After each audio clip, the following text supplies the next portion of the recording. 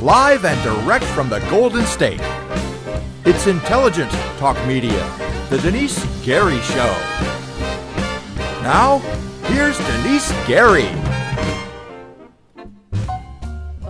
Ladies and gentlemen, welcome to the Denise Gary Show. I think last night I actually got an extra 2 hours sleep because I told myself I can't make it through another day.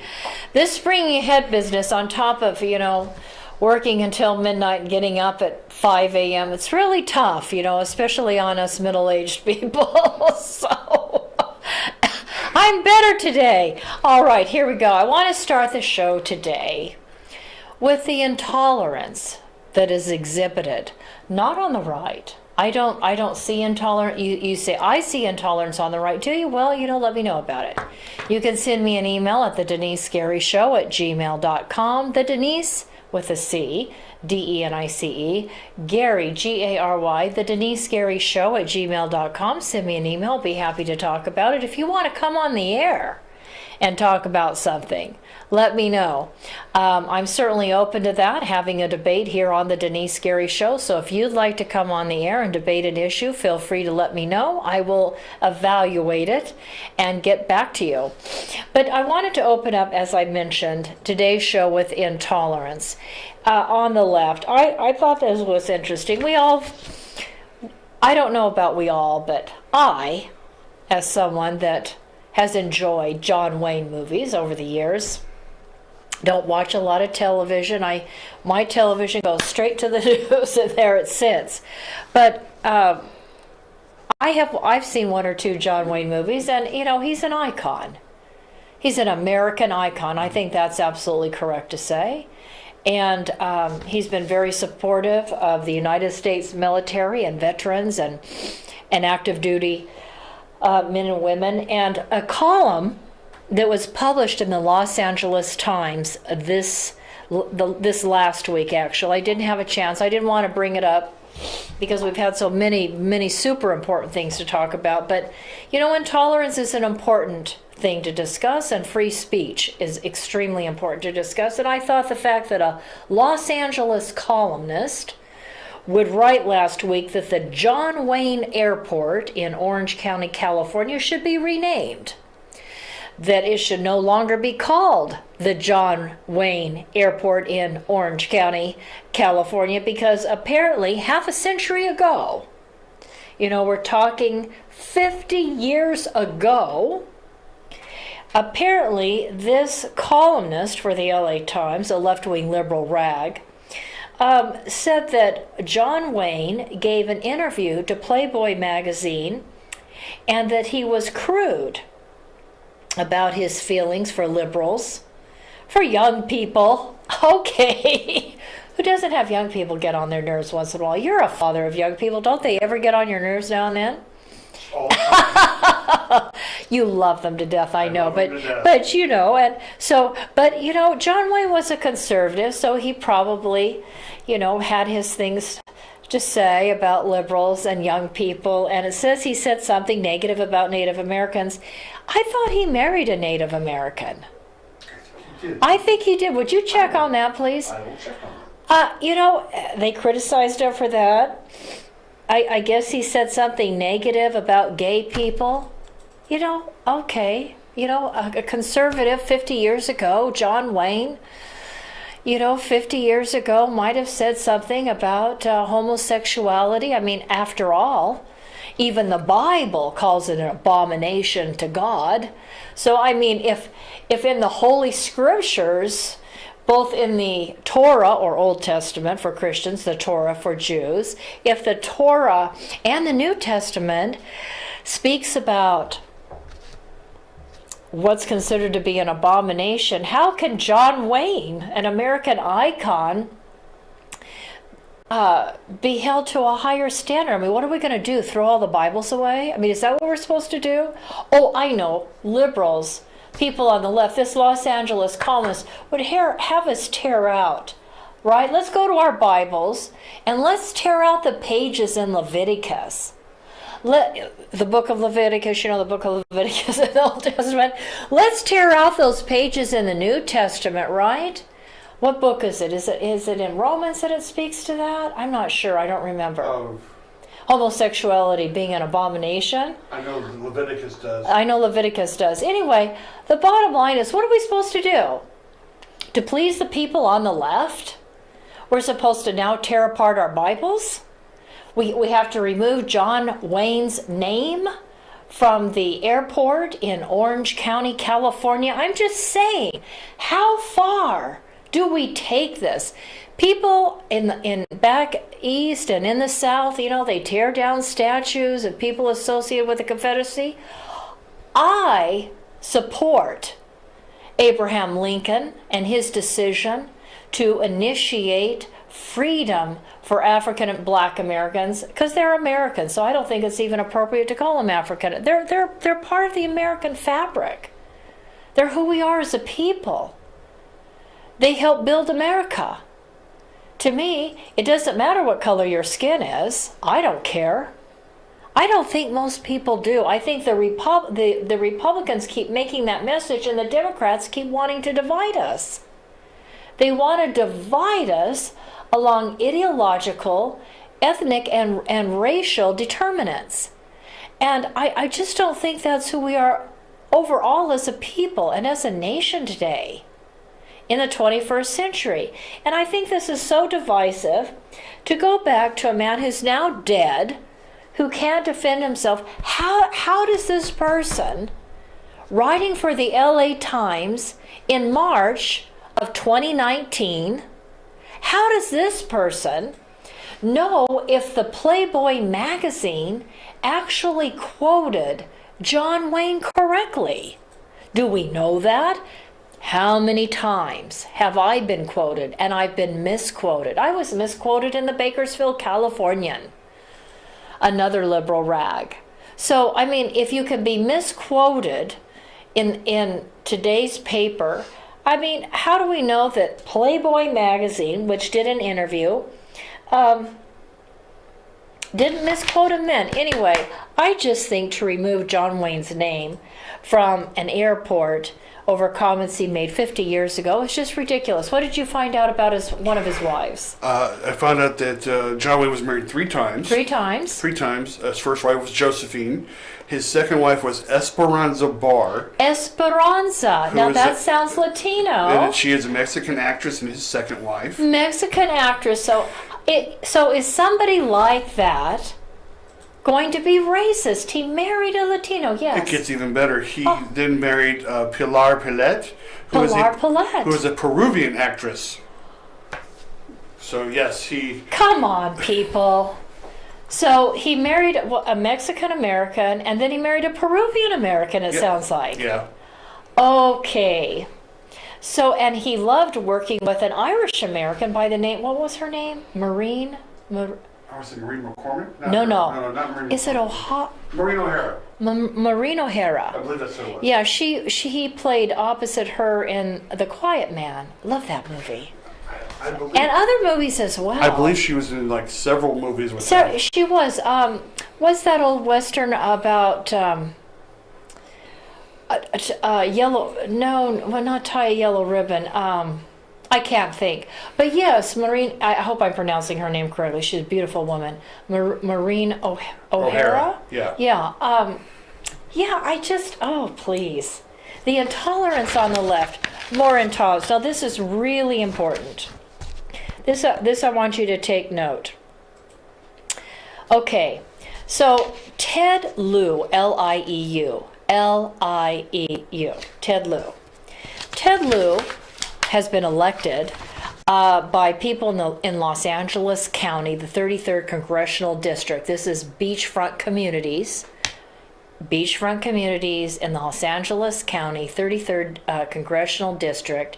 He's a Democrat. He was elected in 2014.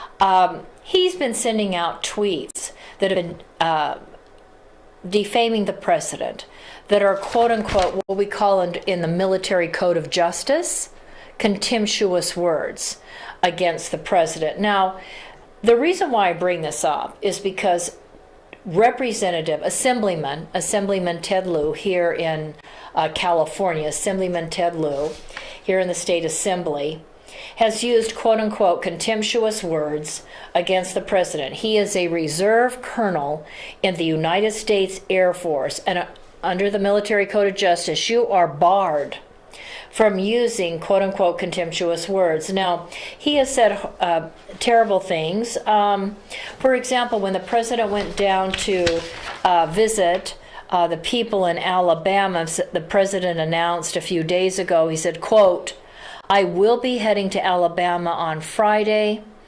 It's been a tragic situation. A lot of good work is being done." And of course, President Trump flew to Alabama to survey the damage and see what else the federal government can do to help the people in Alabama. And this little twit, Representative Ted Lieu, tweeted out that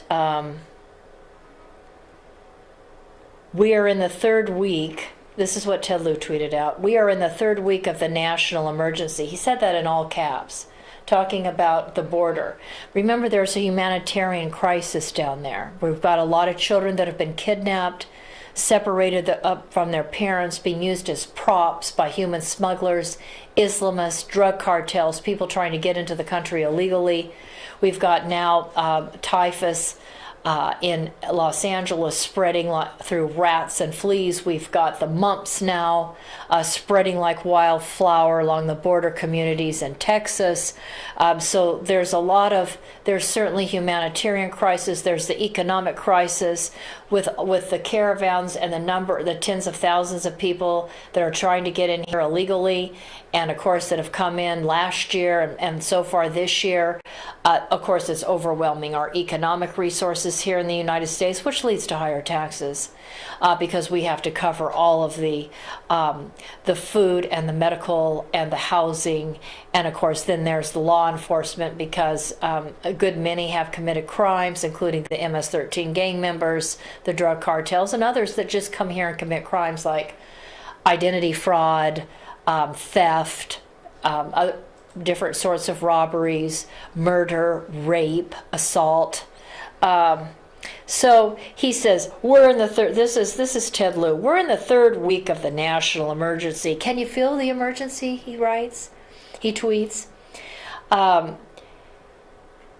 So he says, is this why @real Donald Trump is going to Alabama? Because we need to build a wall along Alabama's southern border? Oh, wait, I just looked at the map, he continued.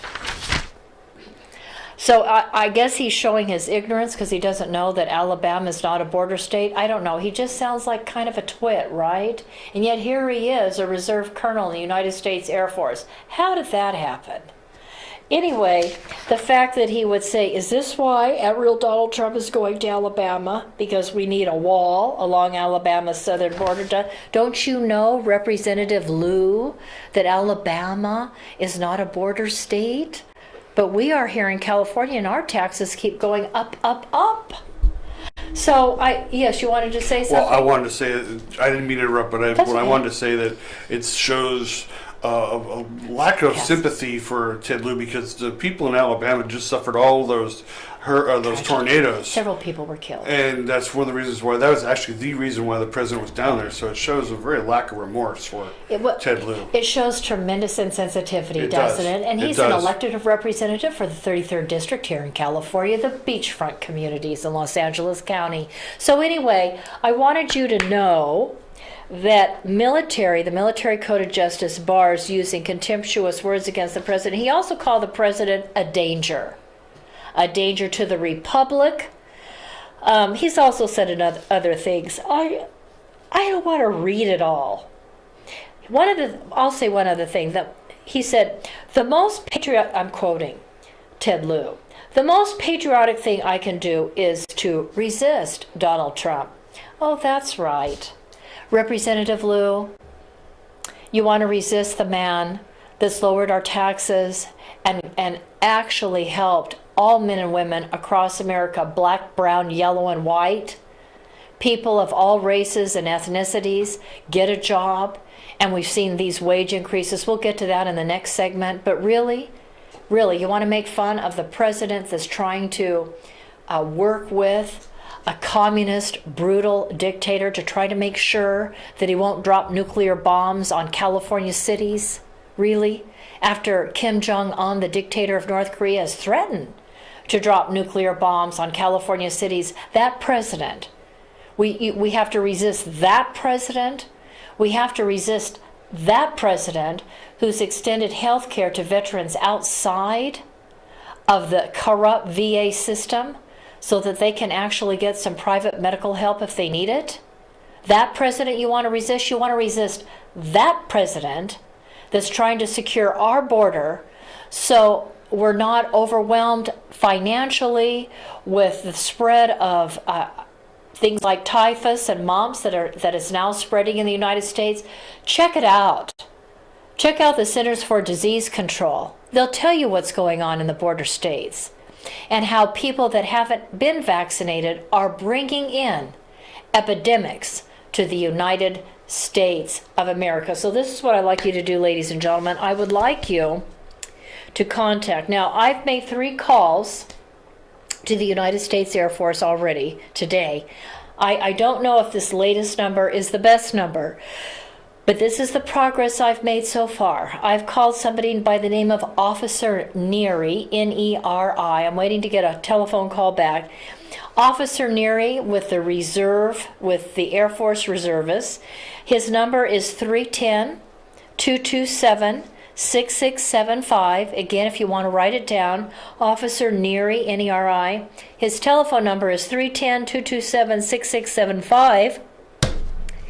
You could give him a call. Let me know on Facebook if he's the one to talk to. I want to file a complaint against California Assembly Ted Lieu because as a reserve colonel in the United States Air Force, he has violated military law. When I think about liberals going after good military men who nearly got killed on the battlefield fighting ISIS, and now they're sitting, I think about that individual I talked about last week. You remember, Robert, what's his first name? Is it Eric? Special Forces, and he killed an ISIS fighter, yeah. And he's sitting in a brig down there in San Diego. Really makes me mad, doing his job to clear out ISIS in Syria, and he kills an ISIS fighter, and now he's sitting in the brig. Anyway, here he is, Ted Lieu. Can everybody see a picture of Ted Lieu? Here he is. Right and clear. There you go, Ted Lieu, 33rd California District. Let's let him know what we think about him. Name-calling the Commander-in-Chief of the United States of America. Ladies and gentlemen, we will be right back.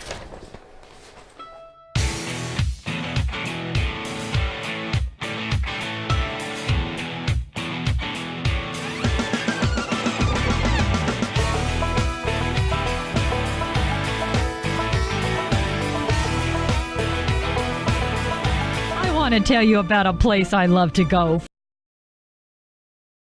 Frugati's Italian Restaurant. Very few locations here provide seating outside in front of a fabulous water fountain with an atmosphere that is reminiscent to me of eating outdoors in Venice. This is real Italian food by real Italians. And what makes it even more so is owner Ralph Frugoletti, who nearly a quarter century ago brought a wood fire oven from Milan, Italy to make, like his mother, fresh homemade bread and pizzas. Moreover, Frugati's Restaurant offers you not only the very best in Southern Italian cooking, even importing the finest ingredients for authentic Italian food, including a fitness menu. After all, Ralph has represented the United States and Italy, competing in the Master Championship Games. He knows all the right food for good fitness, so check out the menu. After today's broadcast, run over to Frugati's Italian Restaurant and Catering at 600 Coffee Road here in Bakersfield. And after a Friday, Saturday, or Sunday service, stop into Frugati's for a great lunch. I'll see you there, and tell Mr. Ralph Frugoletti that Denise sent you. Salute. Buon appetito. Ladies and gentlemen, when it comes to legal matters, contact Barb Reynolds. She is a contract paralegal to lawyers, and she will take good care of you. Moreover, she is a Kern County legal document assistant to pro per litigants. She has 47 years of paralegal experience, and for over 30 years has been an educator in the field of law and paralegal work. If you need help handling your adoption, bankruptcy, civil suit, divorce, debt consolidation, evictions, immigration, or attorney referrals, contact Barb Reynolds if you want to win your case. Call Tehachapi Court Services today at 661-822-1994. Barb is simply the best.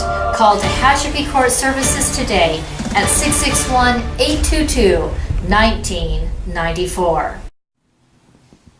Ladies and gentlemen, I'm so thrilled I've got the owner of Scope 365 Fitness here with me today, Craig Jansen, Navy veteran. Craig, tell the audience out there why everybody in town needs to come up over here and join.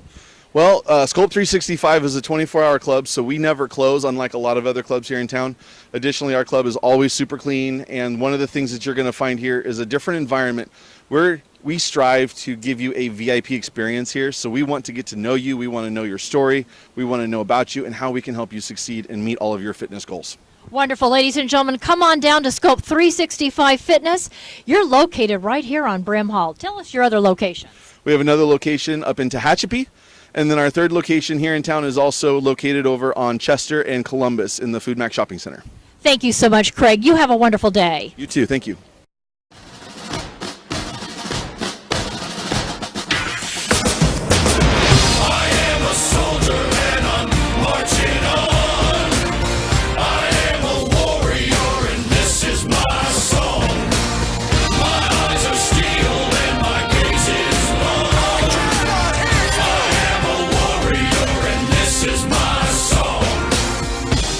So ladies and gentlemen, Craig Jansen of Scope 365, I wanted to share with you, he's got a new special for March. 0% enrollment, 0%, zero down on enrollment. You know, there's always enrollment fees. Well, Scope 365, it's zero. And then it's half off. Your dues for the first 6 months are half off. So go sign up at Scope 365. And listen, you've got to say, because we want to keep our advertisers. This is what keeps us going. This is not, we're not being paid by anybody in the Republican Party or the Democratic Party. Of course we're not. Anyway, we're paid by our advertisers. That's how we keep going, the advertising dollars. So we need you to go sign up at Scope 365. And this is the thing, it's 0% for enrollment, and it's for an entire 6 months. It's half off. Now, I don't know anybody else that might be advertising this special, but the Denice Gary Show is advertising this special on behalf of Scope 365, owned and operated by a Navy veteran, Craig Jansen. And we thank Craig Jansen for his military service to the United States of America. So go sign up. It's Scope 365. Can everybody see that? Mm-hmm. And the number 679-7116. Go tell them you heard all about Scope 365 Fitness on the Denice Gary Show, that it was 0% for enrollment, 0% down for enrollment, and half off for the first 6 months. Okay, moving on. I want to talk about AB 175. Remember last Tuesday? I had Greg Burt, who was the Capital... What is his title? Director of Capital Engagement for the California Family Council. So he's involved up there in Sacramento, communicating out throughout the state of California what's going on in terms of various bills. And want to give you an update on AB 175. AB 175 was the one we talked about, where a foster care parent's free speech is inhibited. A foster care parent, for example, if they have a 7-year-old in their home who says, you know, I'm not really a boy anymore, I'm a girl. The foster care parent has to start calling that little boy using female pronouns. And of course, if this little boy or girl comes up with a different kind of name, let's say let's say his name is Joe, and he says, I want to be called Joanne now because I'm going to be a female, I'm going to be a little girl. You'd have to start calling Joe Joanne and using pronouns like she and her. So this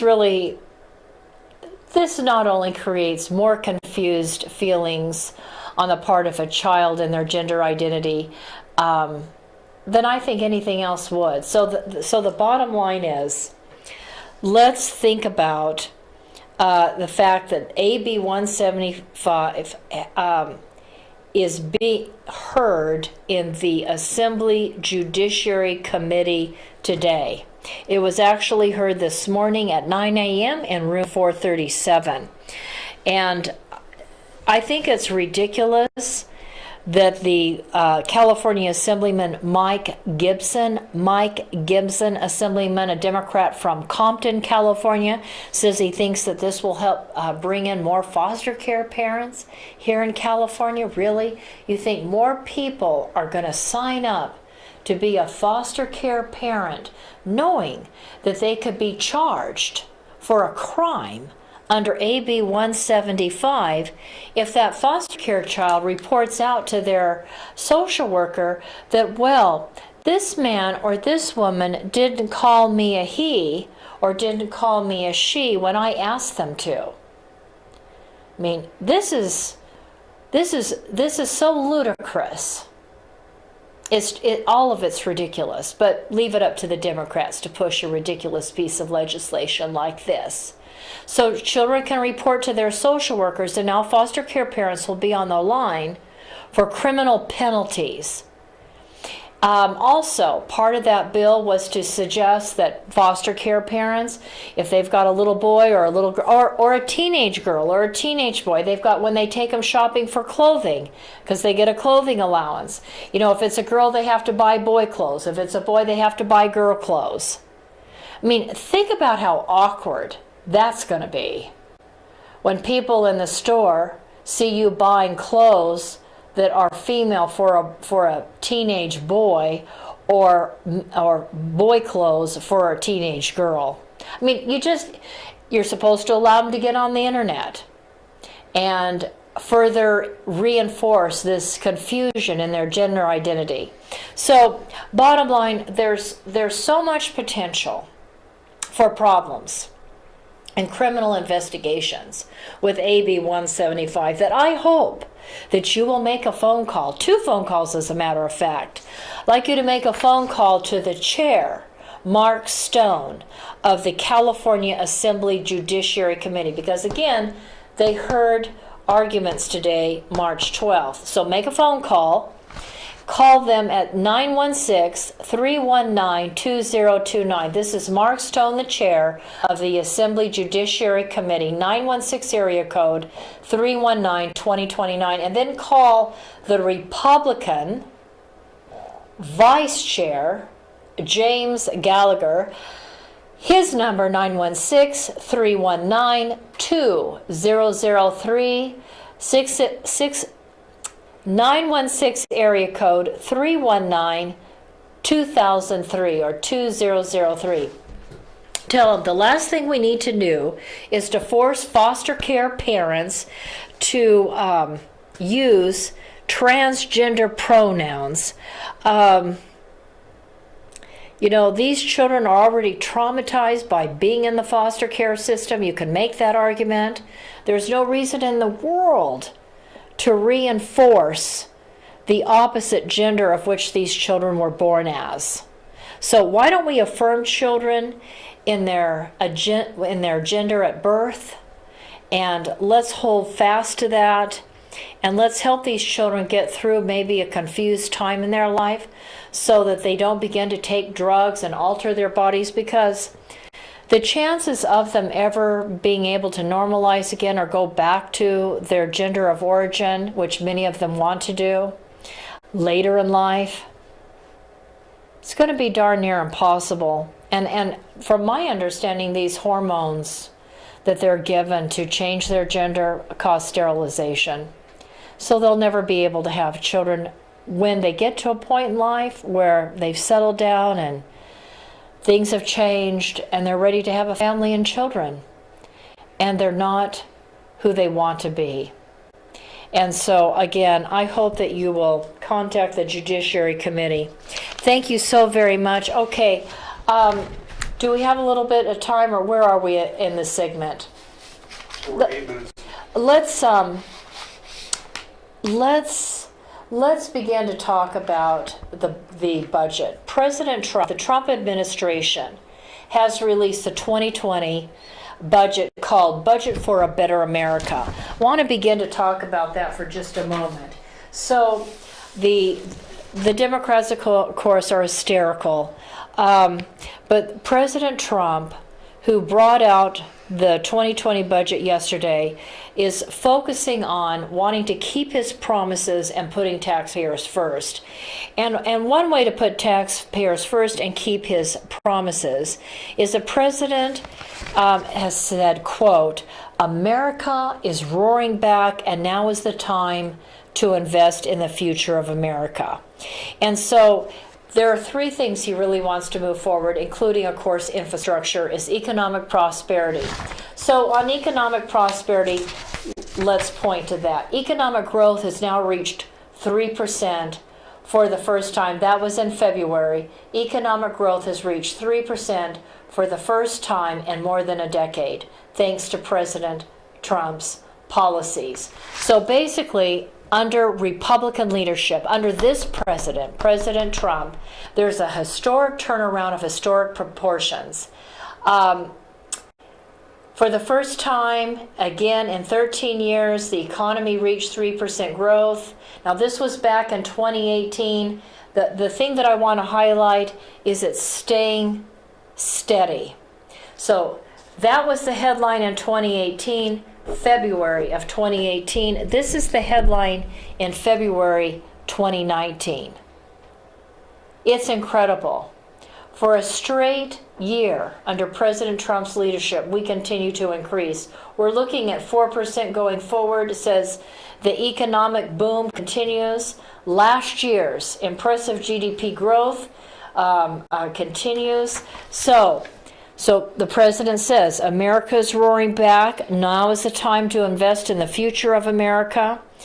He's put out a budget for a better America, promises kept, taxpayers first, economic prosperity, responsibility, and investment. So one of the things that he wants to do is reduce government spending.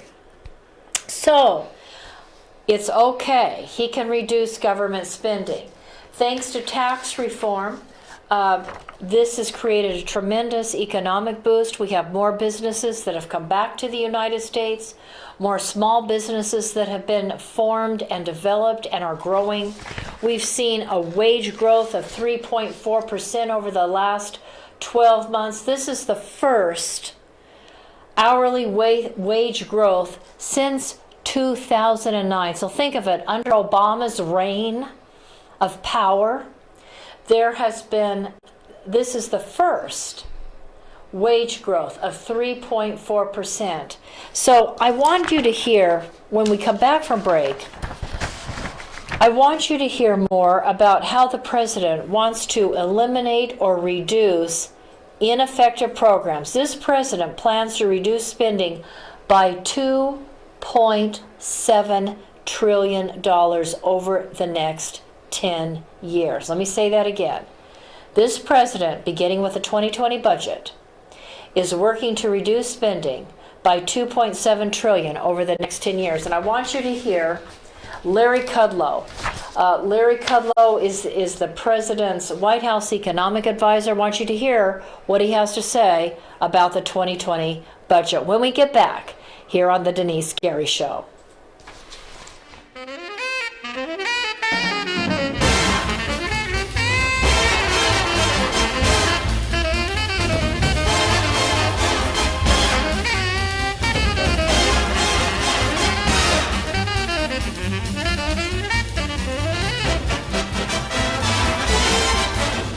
Has correctly stated that economic security is national security. And in the Tehachapi Mountains of Kern County resides a United States defense contractor, Violates Products. Here is the Silicon Valley of the aerospace industry, right here in East Kern. Violates Products is a forward-leaning manufacturer and distributor of hardware sold to major defense and aerospace companies. We're talking about Boeing, Lockheed Martin, United Technologies, Northrop Grumman, Raytheon General Electric, and on the list goes, as well as to every United States ally worldwide, including Israel, America's most important strategic ally in the Middle East. And for everything that flies, Violates Products is providing the parts. And with me today is the president of Violates Products, Scott Baker. Hi, Scott. How you doing? Scott, tell us why you believe this corner of Kern County is the hub of the aerospace industry. Well, this portion of Southern California here out in the Antelope Valley, it contains, some of the most cutting-edge technology going on in aviation today. We have some of the UCAS programs with unmanned technologies going on. We have Edwards Air Force Base out here who's doing continual testing in their area. We have the Naval Weapons Station up there at China Lake doing some fantastic cutting-edge stuff, cruise missile technology, and those things are going on. We have Scale Composites locally doing a lot of composite technology, which is new. We have SpaceX, which is a private one private entity putting things into space now. This area is the growth center for aviation's future, and this is the area I think that as a nation we need to be concentrating some of our effort and taking this technology. And as we all know, with the space program from Apollo years ago, out of these technologies, we the private sector are going to reap some of the benefits of that. Thank you, Scott. Ladies and gentlemen, Scott Baker, president of Violates Products. Violates Products, located in the beautiful mountains of Tehachapi, California, in eastern Kern County, is home to some of the most innovative and specialized technologies in the world, including those at the U.S. Naval Air Warfare Center, Weapons Division at China Lake, Edwards Air Force Base, as well as Strata Launch, launching satellites capable of delivering multiple orbits in a single flight to space. And it is Violates Products that has provided the manufactured devices. And the president, Scott Baker of Violates Products, Marine Corps veteran, reactivated on 9/11 to monitor threats to the homeland, is carrying on a tradition of providing for the security of the United States by manufacturing every kind of fastener on anything that flies, as well as providing a full testing destructive laboratory. Contact Violates Products, now in business for 30 years, at 661-822-6873. Located at 1314 Goodrich Drive in Tehachapi for your manufacturing and testing needs today.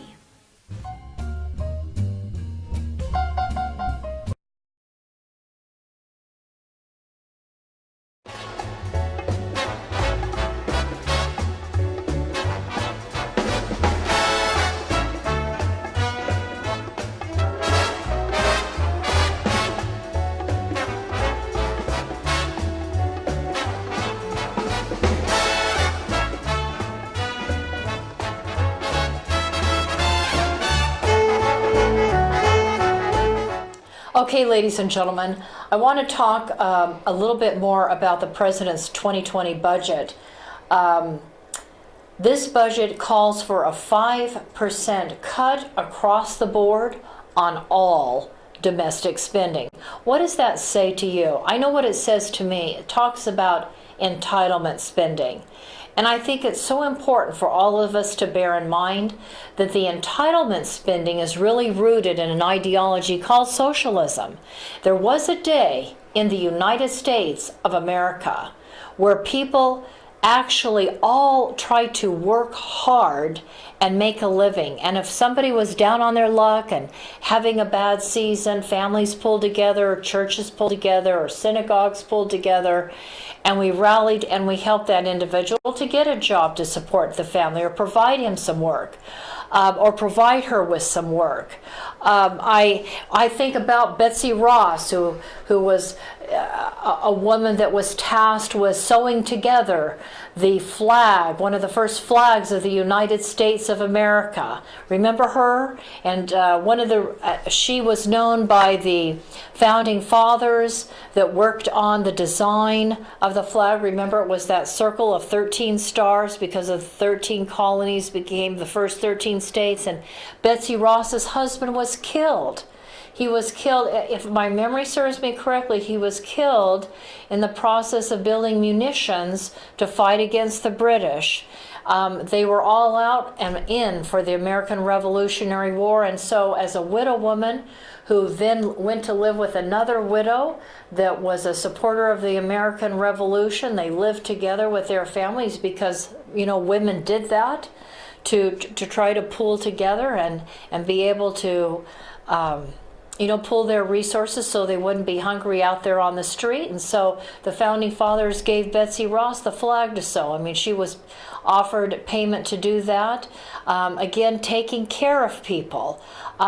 We didn't always have welfare in America. A Democrat put that forward, and we still have it today.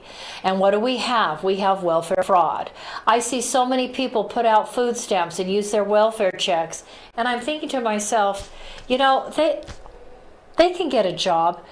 The unemployment rate now is down to about, 3-4%? And the Congressional Budget Office, I believe, indicated it was at 4%. So, I mean, there's a lot of jobs out here that are available. And if you don't have a skill, go take a vocational ed class. And there are scholarships available if you don't have the money. So, you can get the skills. President Trump has really stood for and with vocational educators. He really wants to promote this idea that everybody needs to get trained to do either a blue-collar job or, of course, get an education. And just in February this last month, did you know that 20,000 more jobs were added here in the United States? 20,000 more jobs. Also, 3.4% rise in wages, the fastest growing wage increase in 10 years. So a lot's going on. Let's listen to White House Economic Advisor Larry Kudlow. This was an interview that he gave on Sunday. I cut out the part with Chris Wallace. It just annoyed me too much to hear him. He's a Democrat on Fox News. And just his questions I thought were, I don't know. Anyway, this is Larry Kudlow. He's speaking to, the person he's speaking to is Chris Wallace, a Democrat there on Fox News on Sunday, on the Sunday talk shows. Okay, let's hear him. If you want to deal with budget deficits, you've got rapid growth, which means keep the tax cuts in place. We believe the 3% growth rate of 2018 will continue in 2019 and beyond, 2020 and so forth. I think the other element is always to limit spending, and the president is proposing roughly a 5% across-the-board reduction in domestic spending accounts. It will be a tough budget. We're going to do our own caps this year, and I think it's long overdue. Some of these recent budget deals have not been favorable towards spending. So I think it's exactly the right prescription. I would just say that the whole issue of the wall and border security is of paramount importance. We have a crisis down there. I think the president has made that case very effectively. It's a crisis of economics. It's a crisis of crime and drugs. It's a crisis of humanity. We have to be much tougher and have more constructive immigration policy, which we will be developing over a period of time. So, yes, he's going to stay with his wall, and he's going to stay with the border security theme. I think it's essential. If the markets were overwhelmingly worried about our budgets and our spending and our deficits, you would see that interest rate rise. It'd be a greater penalty. I don't see it right now. And again, long run, we do want to reduce the burden of spending and borrowing, absolutely, but always as a share of GDP. And okay. I put that, that's the same policies, that's the same approach we had during the Reagan years. Oh. By the way, the 20,000 additional jobs in February, one of the things, just to give you an example of why Wallace irritates me, in that interview, Wallace questioned Kudlow and said, let's talk about the only 20,000 jobs number in February. That's how Chris Wallace called it. He said, only 20,000. I should have had you play that little part of that video. So Wallace said, what about that only 20,000 jobs added in February? I thought you were going to reach full employment. In other words, there'd be no unemployment in the United States whatsoever. And Mr. Kudlow said, well, there was a little thing called a government shutdown. And Wallace said, you didn't say that when you're 330,000 jobs a month before. And Kudlow says, well, we didn't have the shutdown issue the month before. Anyway, so Kudlow points out that right now we are running a 4.5%. We are going to run, I think, about a 4.5% GDP, and that's a modest number, and they expect it to go higher. They expect jobs to go up. I believe that's going to be true, and I think to myself, the fact that we have seen such tremendous job growth since President Trump and such a wage increase, who is a Democrat to say to the president's economic advisor, Mr. Kudlow, well, you only had an additional 20,000 jobs last month. I mean, we've had tens of thousands of job increases every month since President Trump has come in. Do you realize that? I mean, that's an incredible number. Go back and check. Look at the number of job increases each and every month from the time President came into office in 2017. Remember how he even met overseas with companies to negotiate with them to bring them back because he was going to get that tax plan. He was going to get those tax cuts. He was lowering the corporate tax rate from, what was it, 34% to 21%. I mean, an incredible turn of events. And, I think about, I was reading an article that was written by Jack Minzy. By the way, it was on StandUpAmericaUS.org, Major General Paul Valley's website, Stand Up America US, StandUpAmericaUS.org. Anyway, a professor, he used to head the Department of Education at Eastern Michigan University, named Dr. Jack Minzy. He wrote an article and he said, thinking about these economic numbers and how well we're doing and how we've got somebody like Ted Lieu, an assemblyman here in California, saying, well, what we have to do is resist President Trump. He's a danger to our republic. Really? I was reading this article, and I like to share out a couple of points because he makes some fine points. One of the things he said is that when you have a two-party system or a three-party system or a four-party system, there's a fundamental issue here. That when the other parties stop accepting election results, you have a countdown to a civil war. And think about what's happened in 2016. There hasn't been acceptance. I mean, we had to accept Obama. I was horrified when Obama won for a second time. I figured he'd win the first time because of white guilt. White guilt over what happened years ago. So, okay, 4 years. But he was so anti-Israel. Is a nation blessed if they're anti-Israel? No. Go back and read Genesis 12, 1 through 3. If you're involved with cursing Israel, and that's exactly what Obama did over and over and over again. And examples include, well, any number of things.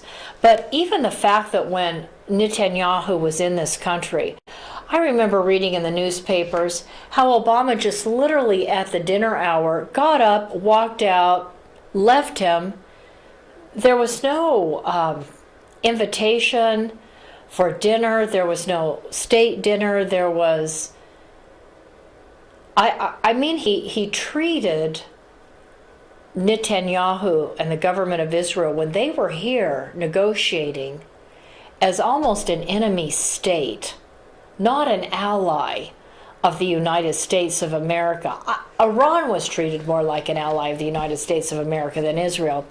Anyway, so when election results are not accepted, and we all had to accept Obama for the second term, despite the fact he was raising our taxes, he was doubling the regulations. I don't think there was a week went by, hardly a day went by when he wasn't regulating more of our economy. We drove up taxes, drove businesses out of America. California Democrats were doing the same thing, driving businesses out of California. Can't tell you how many businesses have left California. Anyway, he goes on to make the point, the current Mueller investigation is about removing President Trump. That's what it was all about. Hillary Rodham Clinton and Democrats spent a lot of money to pay for a dossier by an ex-foreign agent for the British government, right? Thousands of dollars, so they could get this dossier to remove the president. This isn't a shooting war. They just don't believe in a peaceful transfer of power, so they're undermining the election. And after 2.5 years, Jerry Nadler and the Democrats have said, well, it doesn't look like the Mueller investigation found anything. So what we're going to do, this is what the Democrats are going to do. They're going to investigate the president right up to 2020. So they think there won't be an appetite for anybody to vote for the president, because they are going to investigate and investigate and investigate. Maybe wear down the president, they think, so that he won't run for office again. But they are determined to investigate him and try to make this president appear to be an illegitimate president. They're trying to delegitimize this president. And so, it's an attempt to reject our system of government. They need to accept the fact that President Trump was elected and he's doing his best to move the nation forward, and he's doing it. Even militarily. Think how Obama sabotaged our military. Think about how he sent pink slips to fire our men and women that were out there fighting in war zones, and then they got this pink slip noting they're going to be fired. And how are they going to support their family? Is that the kind of thing you send somebody that's suited up and fighting ISIS in the battlefield? Really? But that's what Obama did. Obama didn't do anything to help our military personnel. In fact, he brought our military equipment and numbers down to the point where if we were attacked today, we don't have military readiness. We are not military ready. The President Trump has been working on giving them pay raises and providing them better medical care and getting more equipment and getting the budget to provide better equipment and to have more people out in the field. However, that takes time. The president's only been in office for less than 2.5 years. I mean, it takes a minute. So, according to the Democrats, I believe, and this is what this Jack Mincy has said, he says, for Democrats, the only legitimate exercise of power in this country is the Democrats' exercise of power. That's the only legitimate power. They don't see any legitimacy on the part of the Republicans. They can't look at the fact that the president is the most pro-life president in the history of America and say, okay, the president just had, what was it, this last month? I think it was in February. On Thursday, February 14th, President Trump hosted a special conference to the pro-life supporters everywhere. 4,500 pro-life leaders talked with the president, are in the process of meeting with and have talked with the president and his administration to defending and protecting the gift of life. President Trump says, we realize as Christians, we know that life is a gift to be cherished. As Christians, we know that life is a gift to be cherished. All life, all life. Does that sound like a racist to you? All life, the president says. We realize that people are more than just bones and organs.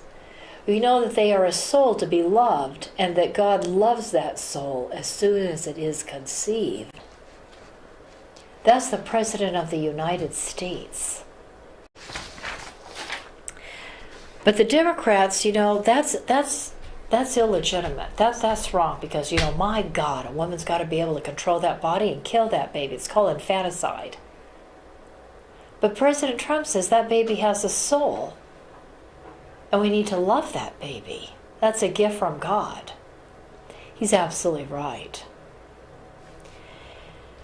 I feel like since the Democrats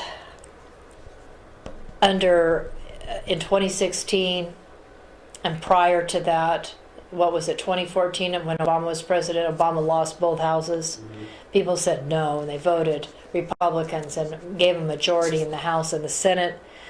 Again, they maintained it in 2018. In 2016, and then 2018 we lost the House. But it's like whatever Republicans do, whatever the president does is illegitimate. And I thought it was interesting that that every time this president does something to move this country forward, Democrats sue this president. Whether it's trying to enforce immigration law or respect life or try to undo the illegal alien amnesty, the sanctuary state laws, which are a violation of federal law, whatever it is that the president tries to do to move this country forward, the Democrats sue him. I believe that this is moving the country towards a greater lack of freedom. I think the Democrats are trying to curtail our free speech. They're moving us towards socialism. When you have the FBI agents who support Hillary and the Democrats taking out a quote-unquote insurance policy against Trump if he won the election, Obama officials were engaged in a massive unmasking of the opposition, allowing the FBI to go and investigate him. But just in terms of the Democrats attacking everything the Republicans do that's good, everything that President Trump does that's good, and now really promoting socialism. I want you to live. How long is that clip with Economic Advisor Kudlow? 3 minutes. I want you to hear. I want to finish this up with our Economic Advisor Kudlow, Larry Kudlow. I want you to hear what he said at CPAC. What was that, a couple of weeks ago? I want you to hear what he had to say because I think it's very important. It's 3 minutes long. I know it's a bit long, but I want to end the show with this today because I think it's really important.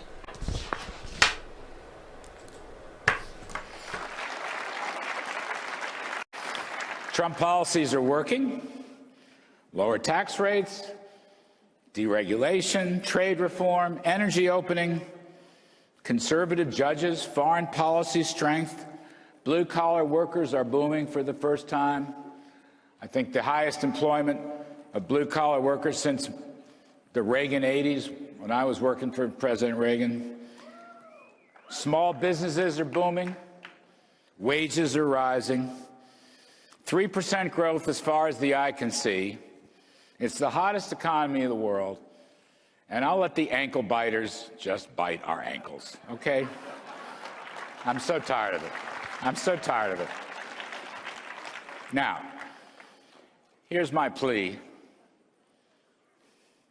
We have to preserve and build on the policies and the successes. We have to maintain a strong and prosperous America. In short, we have to keep America great.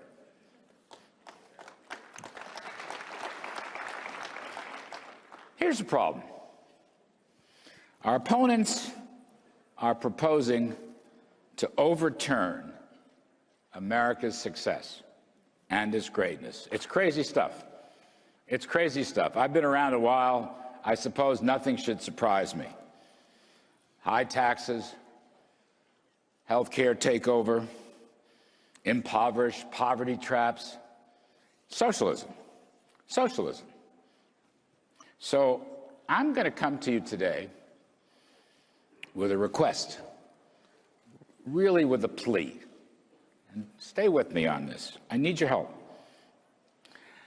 I want you, everybody in this room, and your friends and your neighbors, I want you to put socialism on trial. That's what I'm asking you to do today. I don't want us to stand idly by. I don't want to let this stuff fester. I want it challenged. I want it debated. I want it rebutted. And I want to convict socialism. That's what I want to do.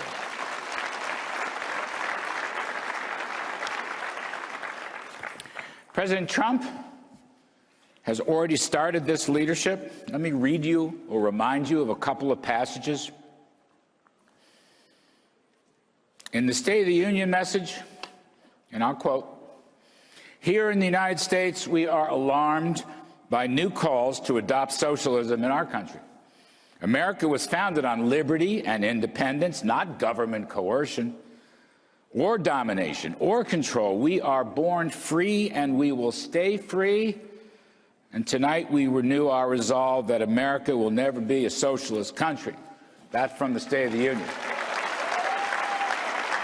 Ladies and gentlemen, welcome back to the Denise Gary Show. After listening to that clip, I really believe that we need to make it clear that countries like Russia, countries like Cuba, countries like Venezuela, even countries in Europe that embrace nationalized health care for all, are looking to come to countries like the United States. They want to come here because they want to have a private doctor, and with insurance, they want to get what they want to get done, what they need to get done, and people stand in lines and wait to get what is necessary to survive in these socialized countries. Socialism, especially in the healthcare industry, does not work because you can die waiting for a government bureaucrat to operate on your behalf. I mean, think about it. Think about Social Security. Think about the VA and how veterans have died in VA hospitals.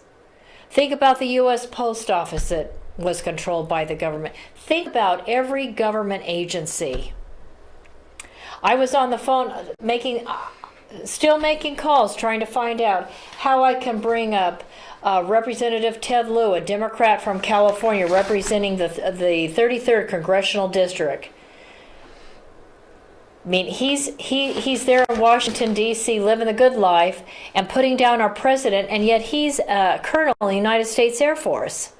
He's violated the U.S. Military Code of Justice. I want him up on charges. It's hard just getting to the right person to talk to in that kind of bureaucracy.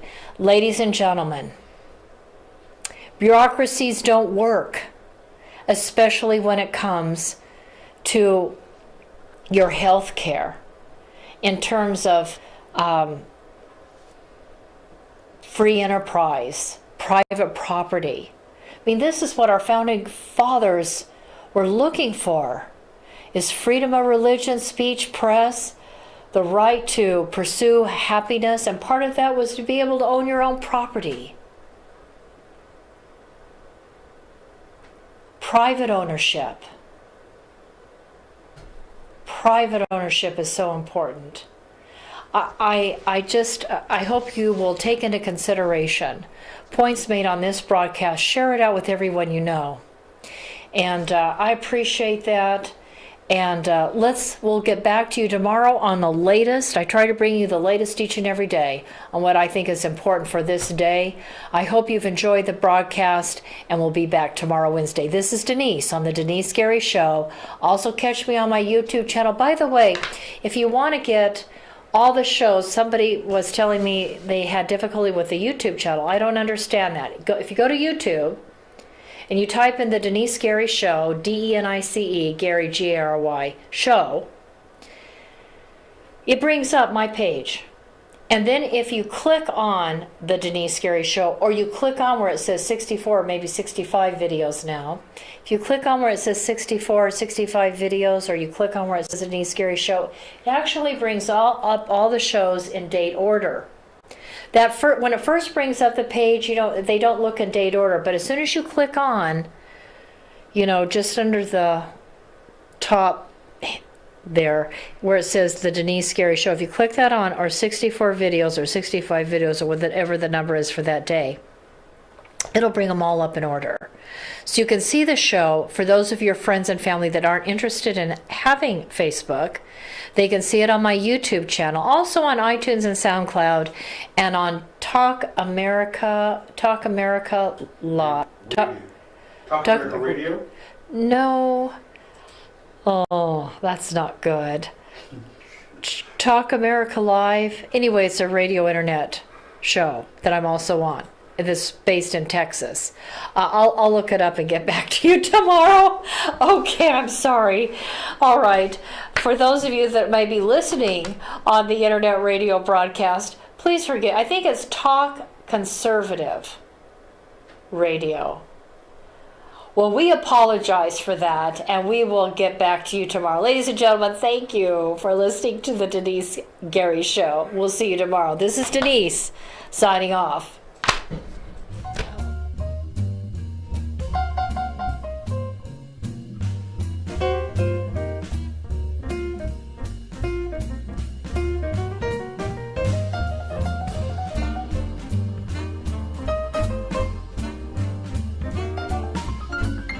Thank you for listening to the Denice Gary Show. Intelligent talk media.